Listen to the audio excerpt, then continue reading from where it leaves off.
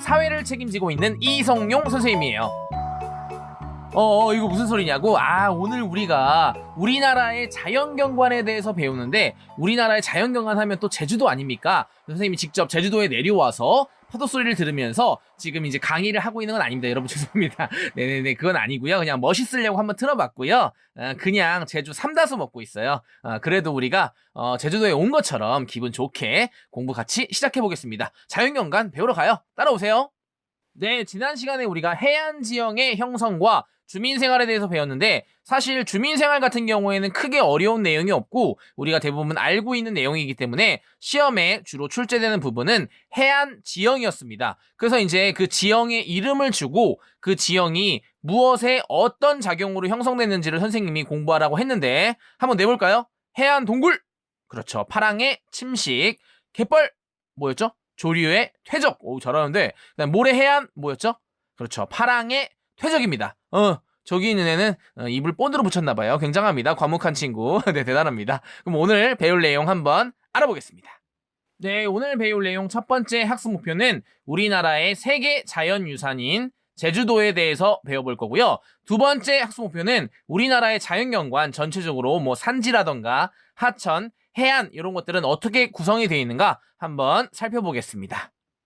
네, 첫 번째 학습 목표, 우리나라의 세계 자연유산입니다. 이 세계 자연유산으로 등재된 곳은 바로 제주도인데요. 제주도에 대해서 간단히 설명해 보자면, 제주도는 화산 활동으로 이제 형성된 섬이고요. 대부분 당연히 구멍이 송송송송 뚫린 현무암으로 구성이 되어 있습니다. 섬의 중심에서 팍 하고 용암이 나와가지고 한라산이 형성됐고요. 그 한라산의 주변에 약간 우리 여드름처럼 뽁뽁뽁뽁 조그맣게 소규모로 분출돼서 오름이라는 것들이 많이 있습니다. 300개가 넘는다고 하는데, 아마 여러분들도 제주도 여행 가신 분들은 한번 오름은 가봤을 거예요. 아마 기억이 전혀 안 나지요. 그렇지만 네, 그런데 이 제주도가 또 대단한 이유가 뭐냐면요, 여러분. 혹시 유네스코라는 거 들어봤나요? 유네스코? 한번 들어봤을 것 같은데, United Nations Educational, Scientific and Cultural Organization. 예, 멋있어 보이려고 한번 해봤는데 죄송합니다. 네, 유네스코고요. 유네스코는 뭐냐면 인류가 보존해야 할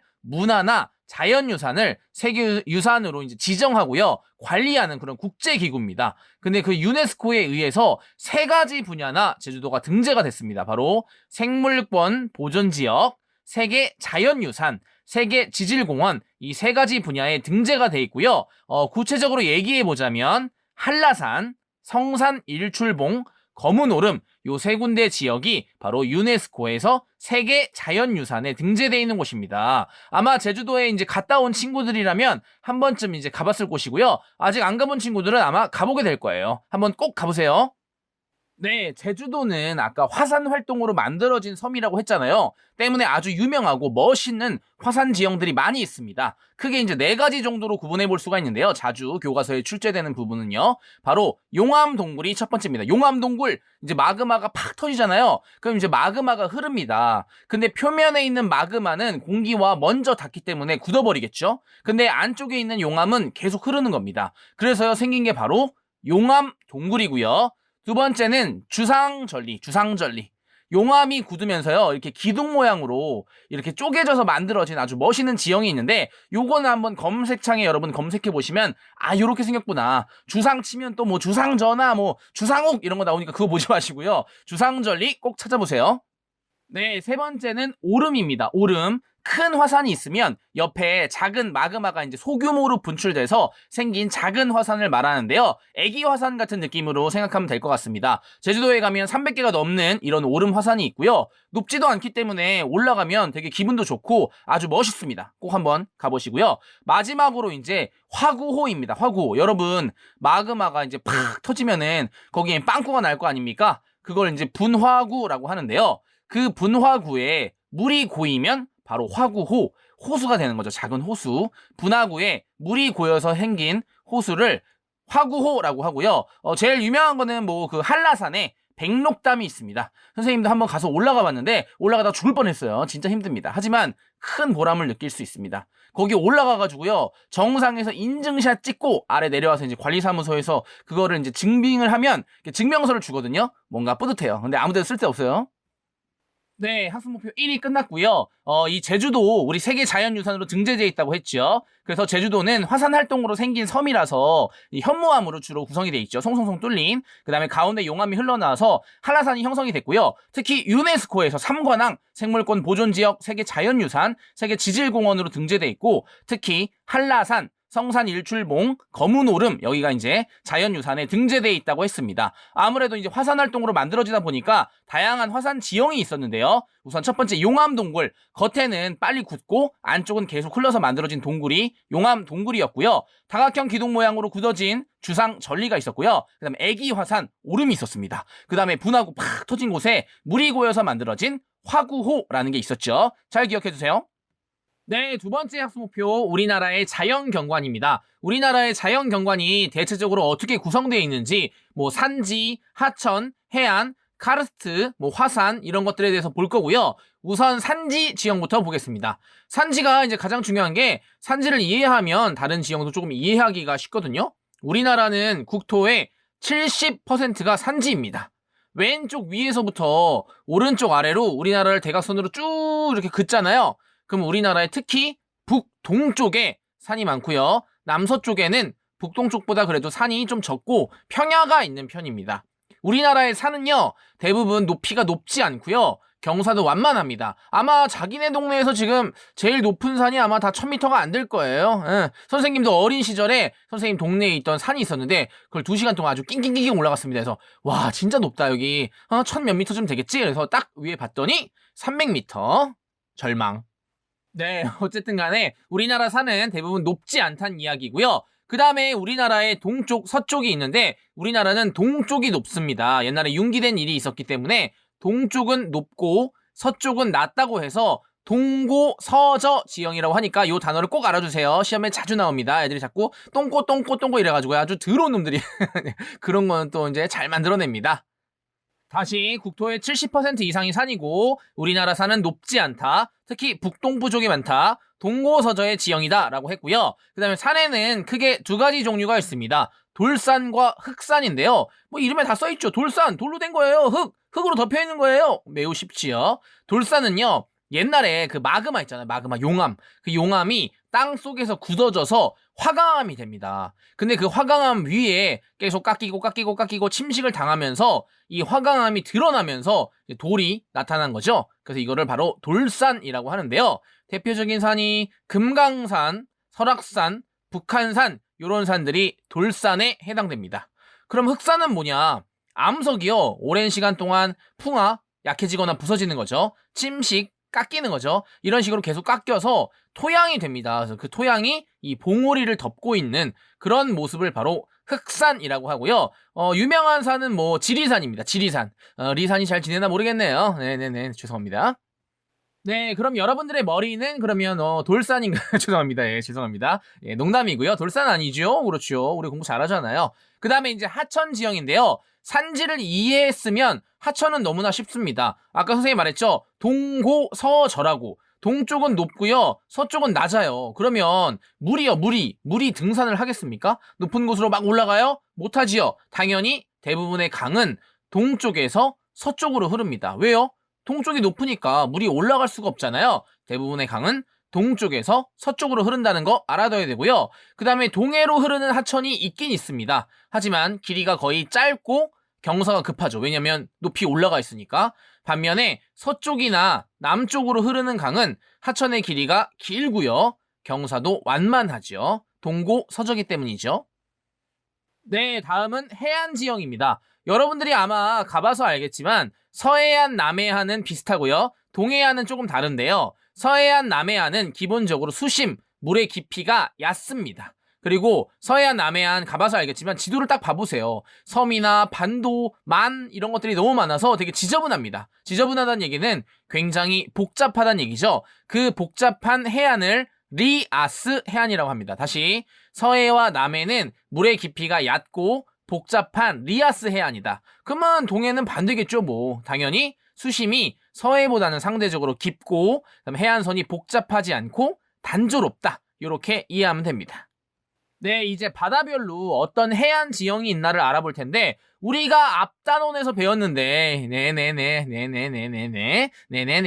기억이 안 난다고요. 네, 그걸 왜 이렇게 길게 말해요? 네, 기억이 안 난다는 거를. 그걸 공부했으면 여기를 굳이 다시 또 하지 않아도 될 텐데, 여러분들을 잊을 거라고 선생님이 믿고 있기 때문에 다시 하겠습니다. 서해안, 동해안, 남해안에 가장 대표적인 해안 지형이 있는데, 서해안 하면 뭐 갯벌이죠, 여러분, 갯벌. 아마 가봤을 거예요. 어렸을 때 가가지고 막 갯벌에 몸을 던지고 거기 있는 애꿎은 애들을 괴롭히고 막 지렁이 잡고 꽃게 잡고 했던 그런 기억이 있을 텐데, 이 갯벌이 생기려면요 조류가 있어야 됩니다. 조차가 커야 돼요. 뭐냐면 밀물과 썰물의 차이가 심하고요. 물이 들어왔다가 나갔다가 하면서 이 토사라고 하죠. 토한 거 아니고요. 흙과 모래 이런 것들이 쌓여서 만들어진 게 갯벌입니다. 그래서 간단하게 말하면 조류의 퇴적 작용으로 생기는 게 바로 이 갯벌이고요. 갯벌이 왜 중요하냐면은 그 갯벌에는 별의별 그냥 생물들이 다 있습니다, 여러분. 다양한 생태계의 보고고, 더 중요한 건 뭐냐면 여기에 살고 있는 생물들과 미생물들이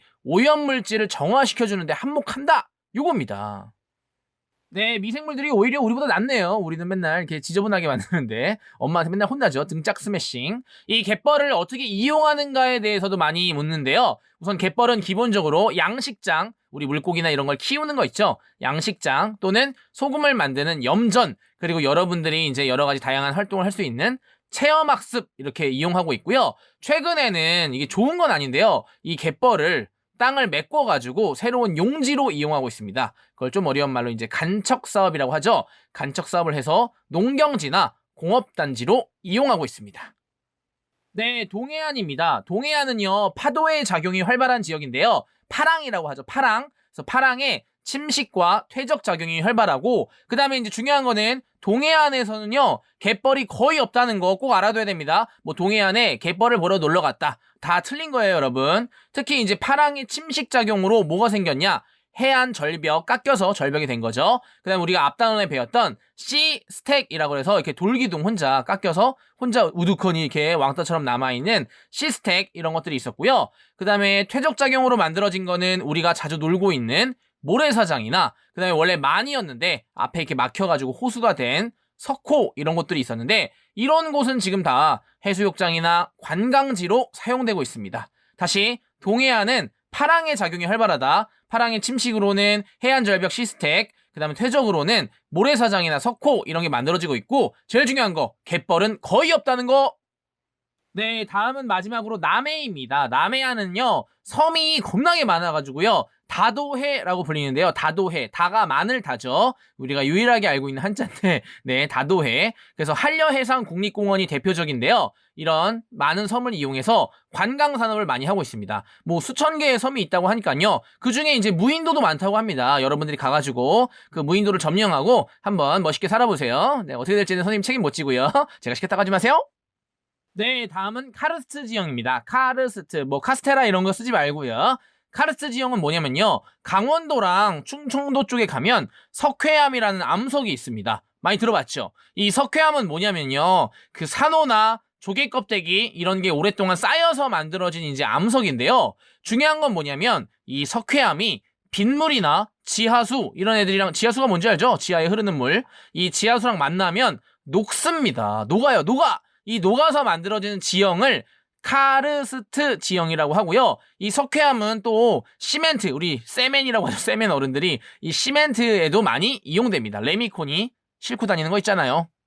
네, 그래서 교과서에는 이 카르스트와 관련된 지형이 두 개 나오는데요. 하나는 바로 석회 동굴입니다. 석회암이요, 땅속에 있다가 오랜 시간 동안 지하수 있잖아요. 지하에 흐르는 물에 닿아서 계속 녹습니다. 그래서 만들어진 동굴이 바로 석회 동굴입니다. 유명한 동굴로는 뭐 단양의 고수동굴, 고수들만 사는 데 아니고요. 그 다음에 영월의 뭐 고시굴, 고시만 들어가야 되는 거 아니고요. 아무튼 이름이 좀 특이하긴 한데, 이런 동굴들이 바로 석회 동굴이고요. 석회 동굴 가본 친구들 있을 거예요. 들어가면 굉장히 좀 서늘하기도 하고 어디선가 물이 똑똑똑 떨어지고, 위에를 보면 약간 고드름처럼 이렇게 흘러내린 모양의 기둥이 있는데, 그게 바로 이제 종류석이고요. 반대로 이제 아래서부터 올라오는 친구가 있습니다. 걔는 이제 석순이고요. 이루어질 수 없는 사랑 같지만 시간이 점점 지나면서 둘이 만나가지고 이제 러브 바로 석주 기둥이 되는 겁니다. 위에서부터 내려오는 게 바로 종류석이고요. 아래에서 위로 올라가는 게 석순, 둘이 만나는 게 바로 석주입니다. 네, 이런 애들도 짝이 있는데, 네, 모태솔로 여러분들 힘내시고요. 네네, 힘내세요. 그 다음에 두 번째 카르스트 지형은 뭐냐면, 땅 속에 석회암이 있는데, 그 석회암이 역시 물에 녹아서요, 이렇게 웅덩이처럼, 지표면에 웅덩이처럼 생기는 지형인데, 그걸 바로 돌리네라고 합니다. 그래서 카르스트 지형의 두 개, 석회동굴과 돌리네, 그리고 석회동굴 안에 있었던 종류석, 석순, 석주, 이 친구들도 알아두세요. 네, 마지막으로 화산 지형인데요. 아까 전에 제주도에서 이제 화산 지형에 대해서는 대부분 배웠기 때문에 마지막으로 이제 하나 혹시 나올 가능성이 있는 게 뭐냐면 제주도와 울릉도 독도의 이제 모양이 조금 다릅니다. 우선 제주도부터 보면요. 그 용암 있잖아요. 용암. 용암의 점성이 낮아요. 점성이 낮다는 게 뭐냐면 이 끈적끈적한 정도가 낮다는 얘기입니다. 우리 물 같은 거 보면 물은 흘리면 이렇게 확 퍼지잖아요. 그 물은 점성이 낮은 거죠. 그러다 보니까 제주도는 점성이 낮은 용암이라서 이렇게 넓게 퍼져서 경사가 완만한 화산을 만들었는데요. 그래서 그걸 순상화산이라고 합니다. 이렇게 방패거든요. 순이 방패처럼 이렇게 넓게 퍼진 화산. 점성이 낮아서 많이 움직여서 순상화산이 됐다. 이렇게 알아둬야 되고요. 울릉도와 독도 같은 경우에는 점성이 높아요. 끈적끈적합니다. 약간 젤리 같은 느낌 생각하면 되는데요. 그러다 보니까 많이 퍼지지 않았겠죠. 그래서 경사가 급한 화산체를 만들게 됐고요. 종 모양이다 해가지고 종상화산이라고 합니다. 다시 제주도는 물 생각하세요. 물 확 퍼진 순상화산이고요. 경사가 완만하죠. 울릉도나 독도는 끈적끈적 점성이 높아서 많이 움직이지 않는 이렇게 종 모양 경사가 급한 종상화산이다. 알아둬야 됩니다. 네, 오늘 공부 다 했습니다. 깜짝 놀랐지요, 여러분? 별거 아니에요. 빠르게 정리해보면요. 우리나라의 세계 자연유산, 제주도였죠, 제주도. 제주도는 화산 활동으로 만들어진 섬이고요. 유네스코의 자연 분야 3관왕이었다. 그 다음에 한라산, 성산 일출봉, 검은 오름이 유네스코의 세계 자연유산에 등재되어 있었고요. 그 다음에 용암이 겉에부터 이제 굳어가지고 만들어진 동굴, 용암 동굴이 있었고요. 기둥 모양으로, 다각형의 기둥 모양으로 굳어서 생긴 게 바로 주상절리, 그 다음에 애기 화산인 오름, 그 다음에 분화구에 물이 채워서 생긴 화구호라는 친구가 있었습니다. 우리나라의 산지는 국토의 70% 이상이고요. 대부분 낮습니다. 동고서저, 똥꼬서저죠. 그래서 동쪽이 높고 서쪽이 낮습니다. 그리고 돌산과 흑산이 있는데 간단하다고 했죠. 돌은 화강암이 땅 위로 드러난 산이고요. 흑산은 위에 토양으로 덮인 산을 덮인 산을 흑산이라고 합니다. 하천은 당연히 동쪽이 높기 때문에 동해에서 서로 흐르고요. 황해나 남해로 흐르는 강은 길고 경사가 완만하고 동해로 흐르는 강은 짧고 경사가 급합니다. 그 다음에 우리 서해안, 남해안은 뭐였어요? 수심이 얕고 복잡한 리아스식 해안이었고 동해안은 수심이 깊고 해안선이 단조로웠습니다. 서해안 하면 생각나는 거 갯벌 기억나야 돼요. 갯벌. 갯벌이 어떻게 생겼는지, 갯벌의 가치, 갯벌을 어떻게 이용하고 있는지 잘 알아둬야 된다고 했고요. 동해안은 파랑의 침식과 퇴적으로 만들어진 거, 남해안은 섬이 많은 다도해라는 거 알아야 됩니다. 석회암이 녹는 현상, 그것 때문에 만들어진 지형을 카르스트 지형이라고 하고요. 두 개 있었습니다. 석회동굴과 돌리네가 있었습니다. 화산 지형 중에 제주도는 점성이 낮아 금방 팍 퍼져. 그래서 종 모양이 아니고 뭐였어? 그쵸, 순상화산 방패 모양이었고요. 울릉도 독도는 점성이 높아서 안 움직입니다. 경사가 급한 종상화산이었다. 여기까지입니다. 선생님이 마지막에 틀릴 뻔했네요. 어휴. 네, 오늘 공부하느라 너무너무 수고했습니다. 우리는요, 용암 동굴처럼 겉과 속이 다른 행동을 하면 안 되고요. 그 다음에 우리 얼굴에 나고 있는 여드름, 이 오름들도 잘 정리하시고요. 그 다음에 우리가 나중에 커가지고 여자친구랑 남자친구 같이 이런 사람들이랑 석순과 종류석처럼 애틋한 사랑도 하시고요. 그 다음에 우리가 이제 공부하다가 시험 점수가 잘 안 나왔다. 그럼 돌산에 올라가서 내 머리는 돌이다! 이렇게 소리도 외치고요. 네네네, 이렇게 공부 열심히 하시고 다음 시간까지 또 즐거운 모습으로 만나요. 안녕!